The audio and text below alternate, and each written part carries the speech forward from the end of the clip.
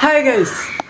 അപ്പോൾ ഗൈസ് ഞാൻ പുറത്ത് നിൽക്കുമ്പോൾ കേട്ടോ സൈക്കിൾ ശ്രദ്ധിച്ച് അപ്പോൾ സൈക്കിൾ എന്തോ കുറവില്ലതുപോലെ തോന്നിട്ടോ. അപ്പോൾ കുറച്ച് നേരം സൈക്കിൾ നമുക്ക് നോക്കി ആലോചിച്ച് നോക്കിയിട്ടോ എന്താ കുറവെന്ന് പിന്നെ മനസ്സിലായിട്ടോ. അപ്പോൾ സെറ്റാക്കാം എന്ന് കരുതിയിട്ടോ. നിങ്ങളിപ്പോൾ കരുതുണ്ടാവും എന്താണെന്ന്. അപ്പോൾ കാണാൻ നോക്കി.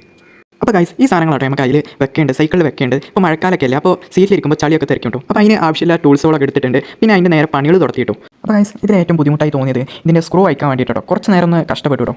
അപ്പോൾ ഗൈസ് കുറച്ചേരം ഞാൻ അതിമൊന്ന് മെനക്കെട്ടു കേട്ടോ. പിന്നെ അത് കിട്ടുന്നില്ല എന്ന് മനസ്സിലായപ്പോൾ ഞാൻ നേരെ ഇപ്പുറത്ത് നിന്നിട്ട് അത് ചെയ്യാനില്ല പ്ലാനിലെത്തിയിട്ടു. അപ്പോൾ ഇവിടുന്ന് ചെയ്തപ്പോൾ പെട്ടെന്ന് ലൂസായി വരുന്നുണ്ടായിരുന്നു. അപ്പോൾ ഗൈസ് സ്ക്രൂ ഒക്കെ ഊരി കിട്ടിയിട്ടുണ്ട്. പിന്നെ ഞാൻ അത് വെക്കാൻ നിന്നു കേട്ടോ.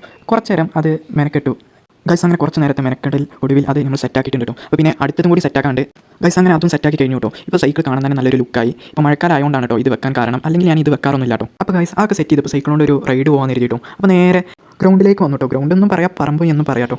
അപ്പോൾ ഗൈസ് കുറച്ച് മലകളും കാർമേഘവും. അപ്പോൾ അത് നല്ലൊരു രസമായിട്ട് എനിക്ക് തോന്നി കേട്ടോ. അപ്പോൾ നിങ്ങൾക്ക് കാണിച്ചാൽ കരുതി.